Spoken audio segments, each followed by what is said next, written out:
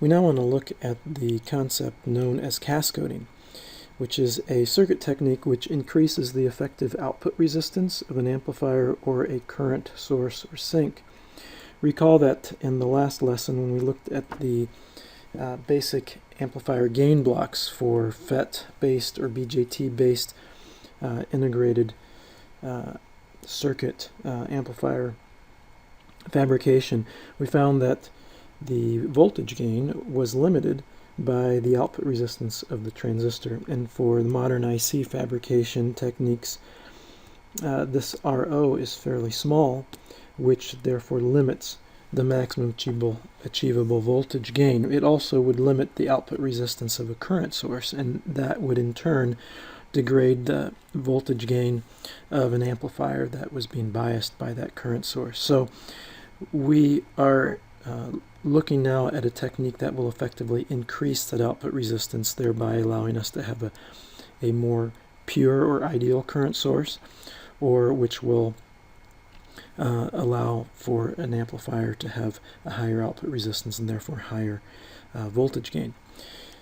So what I have drawn here are the common source and the common emitter amplifier building blocks that we looked at last time, with the current sources in the drain or collector. And cascoding involves a simple step of replacing, or inserting I should say, between the current source and the drain or collector a second device, which is another transistor. This transistor is not driven by the input signal, but is driven by a constant voltage, which I'll call VG2 or VB2 here.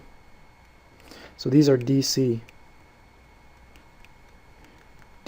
constant.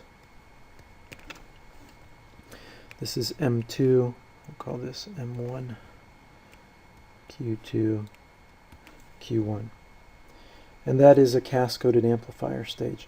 Now later on, when we consider some useful transistor amplifier stage pairings, we'll come back to this cascoding and consider how in fact this is a pairing of two types of amplifiers. Notice for the time being that what we do have with M2 is we have an amplifier stage where the input is the source of M2 and the output is the drain of M2, and the gate is grounded. When we do the small signal analysis, the gate will get the VG2 DC voltage source will be set to 0. So what we really have here is a common gate, or for the BJT, a common base amplifier stage. Recall that for that type of amplifier stage, the input resistance is low, so it's like 1 over GM for the MOSFET based common gate amplifier. And the current gain for this amplifier is essentially unity. In other words, the current that is flowing in the input, which is at the source, is the same current that is flowing at the output in the drain. And so really, we've actually cascaded two amplifier stages, though it does not quite look like that at this point. Okay, let's do some analysis on this circuit so that we can see how it in fact increases the output resistance and therefore increases the achievable voltage gain. I've redrawn the circuit down here below, drawing its small signal model, or using the transistor small signal model. I've left everything in at this point. I have taken the current source I, and I did set it to 0, but I left the source in there initially. Set VG2 to be 0, but left it in there, and left VI at the input, because at this point we could use this circuit to we could compute the voltage gain of this circuit, though what we're going to do instead is we're going to look at the output resistance of this circuit, and then we'll be able to express the voltage gain much more simply and directly from that. So the way that we evaluate the output resistance, which I'm calling RO, big RO here, capital RO. It's the resistance that you see looking in at the VO terminal, and it's the resistance you see between VO and ground. The way that we're going to compute that is by turning off the input. So we'll set VI, little vi, to 0, and what that does is the current source, due to M1 right here, is going to have a current of GM1 times 0 volts, so it'll be 0 amps. And so that's why I've drawn, when I redrew the circuit to the right, I don't have a current source for M1, because when we test for the output resistance, we turn off the input and then we apply a test voltage or current at the output and measure the response current or voltage, and then we take the ratio. So that's exactly what we're going to do here. We're going to say, we're going to find that RO is the ratio of V out to this test current. So the task is, can we write an expression for VO as a function of this current IX? Well, let's note a couple other things about this circuit. When we ground the gate 2, the gate of M2, the voltage VGS2 right here, which is the controlling voltage for that current source, M2 current source, we see that that gate to source voltage is just 0 volts minus the source voltage, which is 0 volts minus the drain voltage of M1. Right? Source of M2 is the same node as the drain of M1. And the voltage across the drain to source of M1 is just the voltage across RO. And notice by KCL that the current entering the ground node has to be equal to the current leaving the ground node, and the current leaving the ground node is this IX right here. And so the current that enters the ground node must be IX. And so we have IX flowing through RO1, which therefore generates a voltage, a drain 1 voltage, VD1, voltage of RO, sorry, that's of RO times IX. So I could write right here RO1 times IX. And now I can write an expression for this VGS2, the gate to source voltage applied to M2. It is going to be minus RO1 times IX. Now we're very close to finding our answer. We can write an expression for VO. VO is going to be the voltage across RO1 plus the voltage across RO2. The voltage across RO1 is simply RO1 times IX. And the voltage across RO2 is RO2 times, and now we have to do KCL at this node here. We have IX entering, but we have current GM2 VGS2 leaving. And so we do minus GM2 times this VGS2, which we've already found to be minus RO1 IX. I ran out of room there. We'll rewrite it. So we have IX RO1 plus IX times RO2 times the quantity 1 plus GM2 RO1.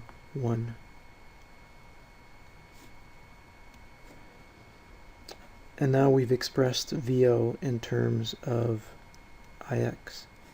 So we can write therefore RO, which is equal to VO over IX, is equal to RO1 plus RO2 plus RO1 times RO2 times GM2.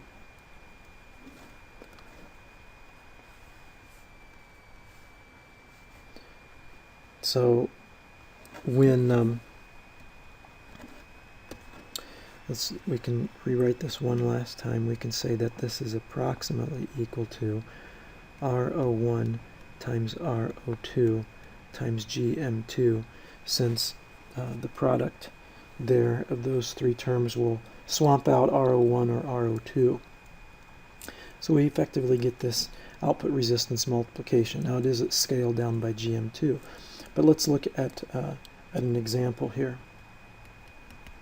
We won't use an integrated circuit example. Let's think about the 2N7000s that we've used in lab, where we had a threshold voltage of about 2 volts and a transconductance coefficient of about, I will say, 150 milliamps per volt squared. If we bias this cascode stage to 1 milliamp, then we would have a GM equal to square root of 2 kn ID, and that would be about 17.3 milliamps per volt squared. So there we go. Okay, so now we can write RO is approximately equal to, and let's assume that the early voltage is about 100 volts. So then we would have RO for either device is going to be equal to VA over ID, which is going to be 100 kiloohms.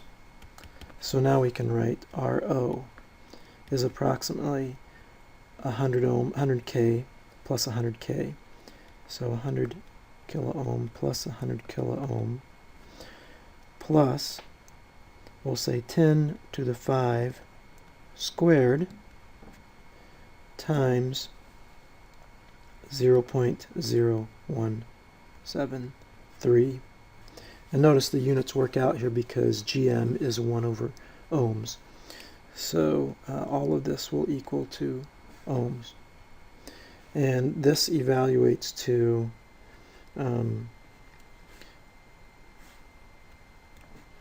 approximately 173 mega ohms. Because we have, let's see, 10 to the 10, 9, 8, 7, 6, yes, 173 mega ohms, which is ginormous, right? Very large. So we can use this. Well, let's go back to looking at this amplifier and considering the voltage gain. Okay, so consider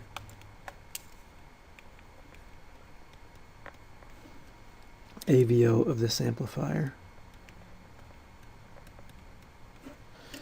It's going to be equal to minus RO times GM. What will it be? It'll be GM1 times VI. So let's think about what is actually going on here. How does the output resistance get multiplied as it does? What we note is that the current IX that flows through RO2, so IX that's flowing through RO2 here is actually multiplied. We see this multiplication right, what do we see? Right here. Okay, so the current that is actually going through RO2 is 1 plus GM2 RO1 times IX. This multiplied current generates a voltage across RO2 that is 1 plus RO1 GM2 times greater. So from the vantage point of this current, test current source IX, when it tries to inject some current into the output terminal, it sees a voltage response. The voltage rises and it has to make more effort to supply its current. And the voltage that it sees is not just the voltage due to IX flowing through RO1 and RO2, but it's the voltage due to current flowing through RO1. That's a very tiny piece. That's this guy here. There's also current, and then the second piece is the much larger piece is the current that effectively flows through RO2, which is this multiplied version of IX, 1 plus RO1 GM2 greater. And so the voltage response is that much greater. And that is equivalent to IX flowing through an RO2 that was actually 1 plus RO1 times GM2 times bigger than it actually is. So that's how we achieve this multiplication, if you will. Now we haven't yet shown that in fact the voltage gain of this amplifier stage has been increased. So let's return to the circuit and see if we can derive that. Okay. I want to say roughly what I'd like to say, claim is that the voltage gain, I'll say this, anticipated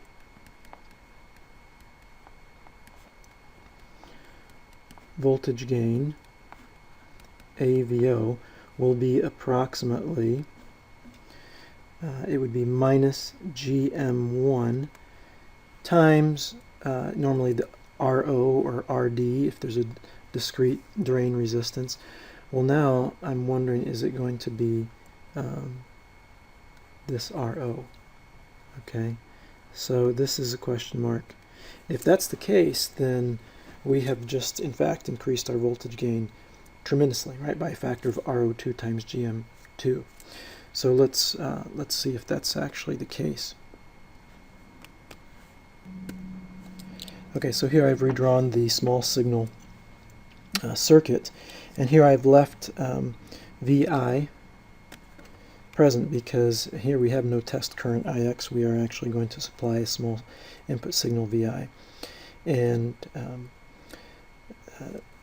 so the way we're going to approach this is, before we dive in, let's think about current flows here. We're going to get a current that is going to flow down through this lower current source.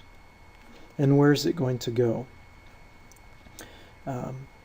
We can anticipate that there will be current that will come back around through RO1. In fact, if none of this existed here, if that was all removed, then our voltage gain at this point here would be minus GM1 times RO1. That's what we've seen many times before. So that's only true if all of the current from this controlled source is flowing through RO1. But is it? So if it's not all flowing through RO1, then some of it is going down through the ground, and we have to look for return paths. Where do we have a return path? Could we have a return path here? Well, no, that current is 0 because there's no current flowing into the gate. Could we have current flowing back through this return path? Again, no, because this is a gate and no current flows into the gate. Now, if we did have a load current, a load resistance RL connected, then we could have current flowing back through there, but we don't have that in this case, and we're not going to consider that at this point. So what we conclude here is that the current going into the ground from this M1 current source is 0. And so we conclude that the voltage at the drain of M1, VD1, is in fact equal to minus GM1 RO1. Now we can define what VGS2 is. It's equal to 0 volts because the gate is grounded, minus VD1.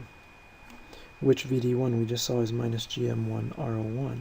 So this is therefore equal to GM1 RO1.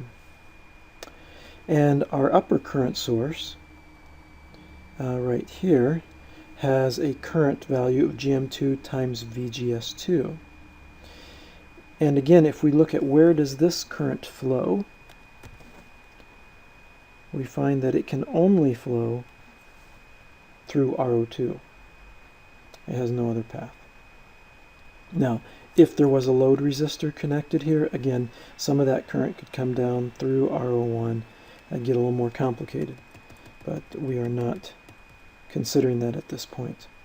So therefore we can write that I'll just first write VDS2, okay, the voltage across M2 is going to be equal to the familiar minus GM2 times RO2 times VGS2. But this is equal to minus GM2 RO2 times GM1 times RO1. Wait, and I forgot over here VI. Okay, so we have VI. Finally, we can write that VO is equal to VDS2 plus VDS1, which is just VD1. And so we have minus times the quantity. I'm going to write GM1 RO1 out front because that's common to both these terms, times 1 for this guy, plus this second term here, and that will be GM2 RO2, the whole thing times VI. So therefore AVO of the Cascode FET amp is equal to minus GM1 RO1 times 1 plus GM2 RO2, and this is approximately equal to minus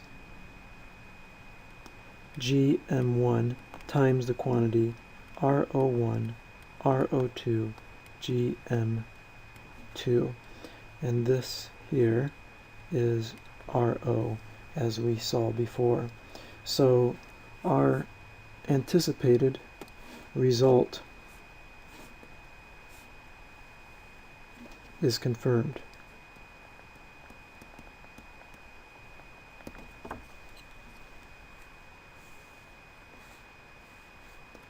Now before we end this, let's consider just a practical example, okay? Pause. Okay, here we have an example of using a discrete transistor, not an IC fabricated transistor. We're using I'm using as an example the 2N7000, which has been a part that we've used a lot in lab.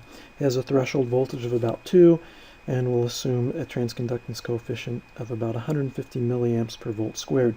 We're going to bias the transistor to 1 milliamp, or the transistors to 1 milliamp, so we'll use the same transistor for M1 and M2. We can calculate GM as square root of 2Kn times ID, comes out to about 17.3 milliamps per volt squared. And then we'll assume that the early voltage is approximately 100 volts. This will lead to RO1 and RO2 being approximately 100K. When we compute capital RO for the Cascode amplifier, we find that its resistance is an amazing 173 mega ohm. So this is increased from what would otherwise have been 100 kilo ohm. So this is an increase of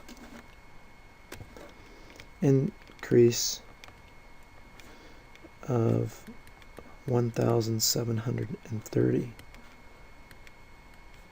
Tremendous, right? What about the voltage gain? We would have AVO then would be equal to minus GM1 times RO, and so this is minus 0.0173 times 173 mega ohms, and this is approximately 3 million volts. So 3 volts per microvolt, which is huge. Now if you went into the lab and built this circuit using two 2N7000s, and you used an additional 2N7000 to construct this current source, maybe use 2 more transistors as a current mirror. So let's say you had a, put it here. Okay, and you replaced this with a current source, and so maybe you had something like, well, ideally you'd have something like this.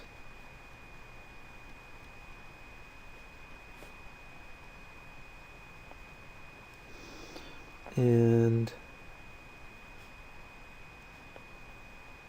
so these would be 2 p-channel devices. So you have a reference current here, I reference,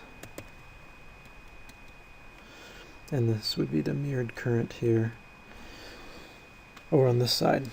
Well, you wouldn't actually measure a voltage gain of 3 volts per microvolt, because what we've neglected so far is the output resistance of this current source.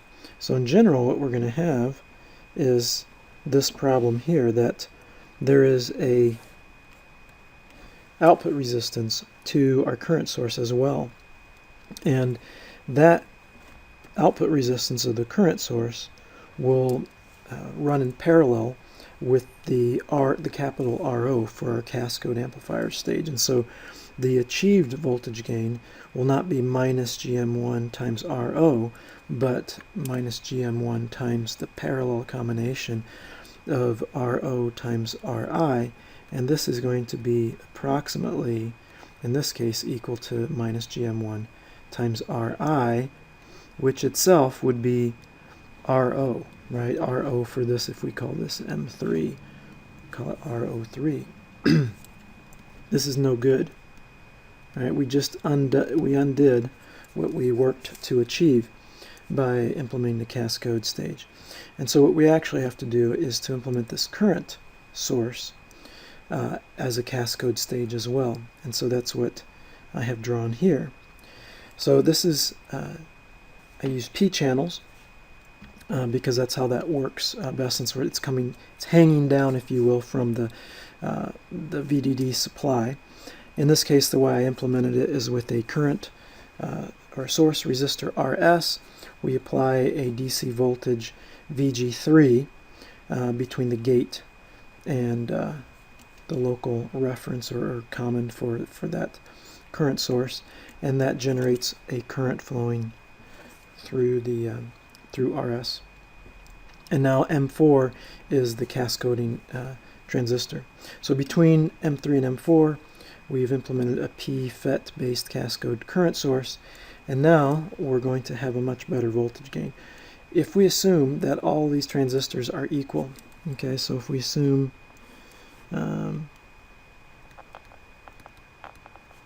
RO1 is equal to RO2 equal to RO3 equal to RO4. If you think about it, they all have the same operating current, right? And so because RO is the early voltage over the operating current, if these transistors all have the same early voltage, assuming they're the same type of transistor, then they would have they'd have the same RO. So what is the voltage gain? Well, the voltage gain now will be equal to the output resistance due to our cascoding amplifier stage is RO, and the output resistance of our cascoded currents source will also be RO. So we'll write this, I'll write it like this. RO, if you look in to V out, Let me jot this. Look in this way, you'll see RO. And if you look in this way, you will also see RO due to M3 and M4. So for instance, in this case, we would have RO is equal to approximately RO3 times RO4 times GM of, it'll be GM of 4. And this RO here will be approximately RO1 times RO2 times GM2. That leads to, and maybe I should call this RO of the amp and RO of our current source. Okay, so we have the parallel combination of those two, but those are equal to each other. So we have 1 minus 1/2 GM1 times RO of the amplifier. Okay, so we lose half our gain, big deal. So now we're at, so in other words, this would be, in our example, would be 1.5 megavolts per volt voltage gain. And you can actually carry this further. You can add another transistor. So to M1 and M2, we could add another transistor M3, where M3 is also going to be biased by a gate voltage that's constant, and we get another multiplicative effect. So now the output resistance is going to be basically this product of, I think it'll be something like RO1 times RO2 GM2 times RO3 GM3, I think. Check the textbook on that. There's a penalty, though, to continue adding transistors, right? And that's going to be the compliance, the voltage compliance of our output, as well as the minimum voltage that we will need at our supply. So the more stages you add, you think here we've got 4 transistors all in series. We have to have enough VDD to make sure that all these transistors are operating in their saturation region. And furthermore, we need enough supply voltage such that VO can have some reasonable compliance. So that's the trade-off. But there is a significant gain, no pun intended. If we replace ROA with GM2 times RO1 times RO2, we can rewrite the voltage gain as being approximately minus 1/2 GM1 times RO1 GM2 times RO2. And if M1 and M2 are identical, and let's say you're in M3 and M4, okay, because I've already made the assumption that M1 is identical to M3 and 2 is identical to M4, then we can simplify this further. We can write that AVO is approximately minus 1/2 GM times RO quantity squared. Now compare this to an AVO equal to minus 1/2 GM times R, which would be for a non-cascoding case.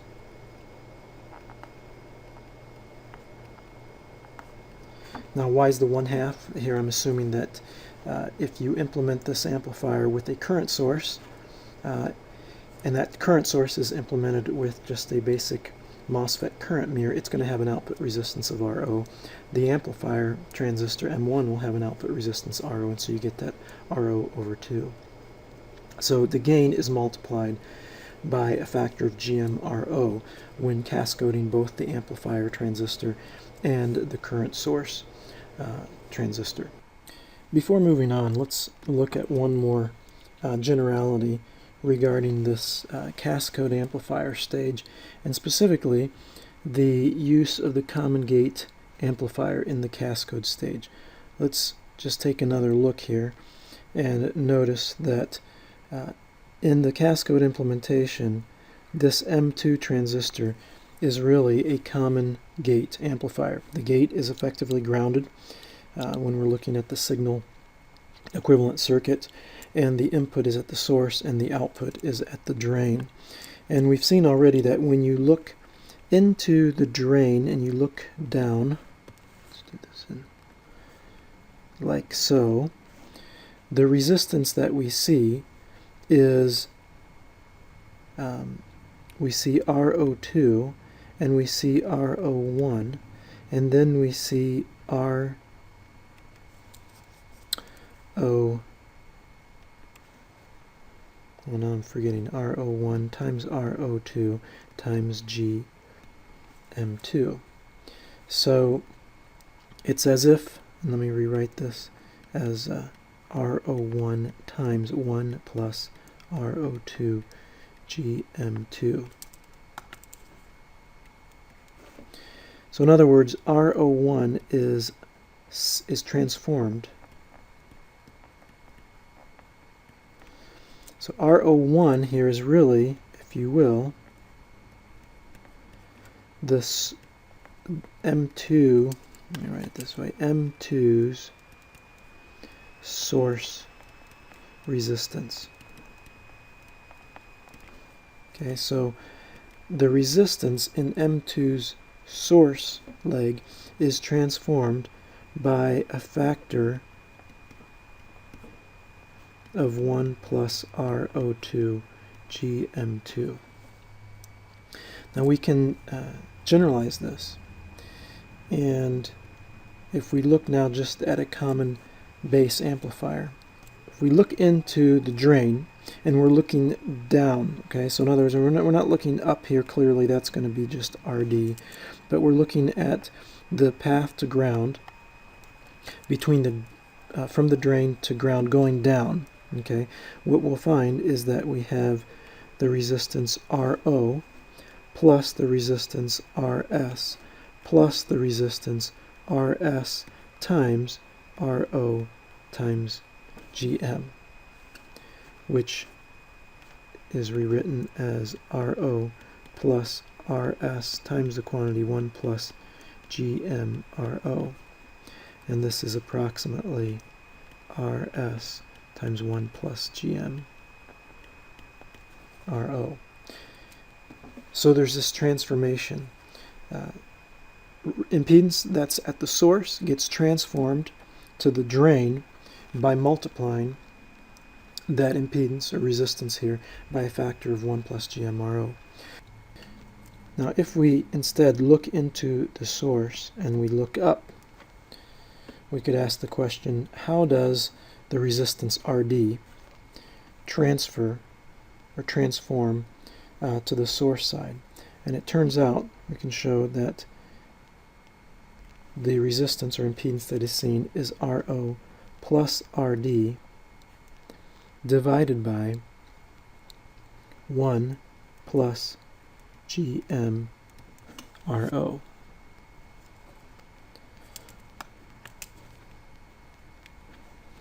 Which is approximately 1 over GM plus RD over 1 plus GM RO, which in most cases will be approximately 1 over GM plus RD divided by GM RO. So the common gate amplifier transforms impedances at the source to the drain by multiplying that impedance by a factor of GMRO, 1 plus GMRO, and impedances at the drain of the common gate amplifier get transformed to the source by being divided by 1 plus GMRO. And so this is a useful behavior or characteristic of the common gate amplifier. Now, how might this be useful in what we've done so far? Consider the Cascode amplifier. M1, M2,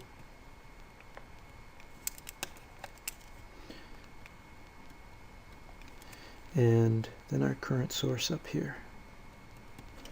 Now, if we're wondering, this here is VD1, and we're going to actually, okay, and we want to know what is, this is VO, but let's say what is the voltage gain between VI and VD1? How do we find that? Well, this would be equal to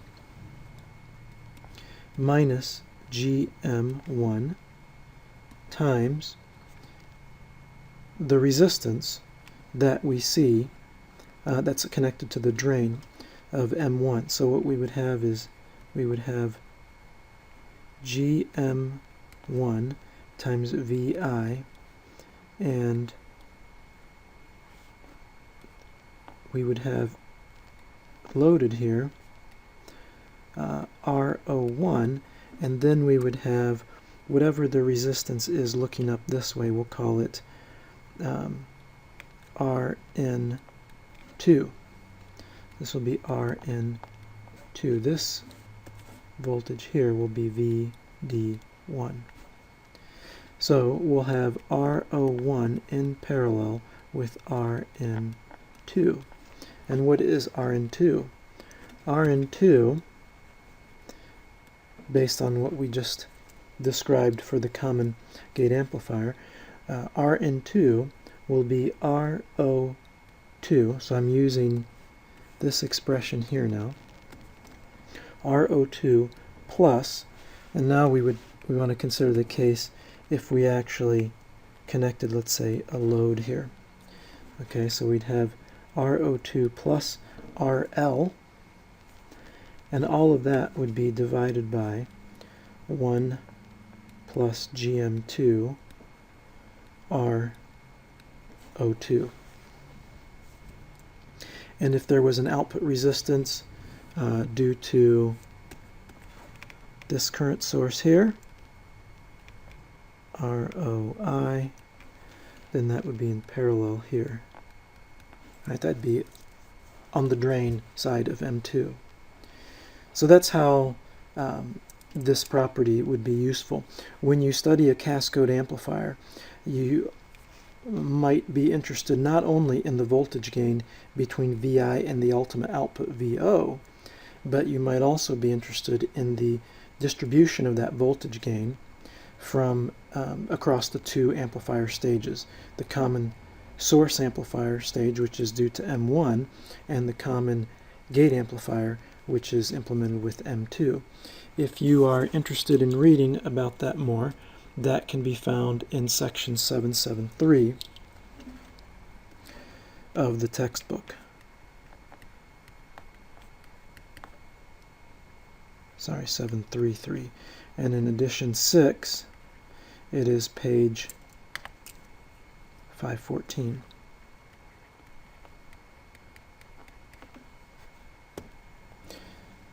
Before we leave this cascoding section, let's look at one more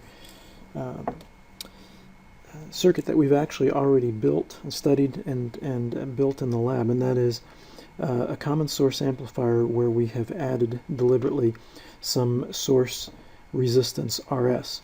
Recall that when we did that with our discrete amplifier, we did that initially to stabilize the bias point, to make it less sensitive to the threshold voltage of the transistor and the transconductance coefficient of the transistor. But now we are considering how does the output, or the output resistance of the transistor RO, how does that affect the gain of this amplifier, and how does that output resistance, the effective output resistance of our amplifier, change if we have a source resistance. And what we find is that when you look into the drain and you look down through the transistor, we will have a resistance that will be equal to RO plus RS times 1 plus GM RO, or in other words, this will be approximately R RO plus GM. Let's write it this way.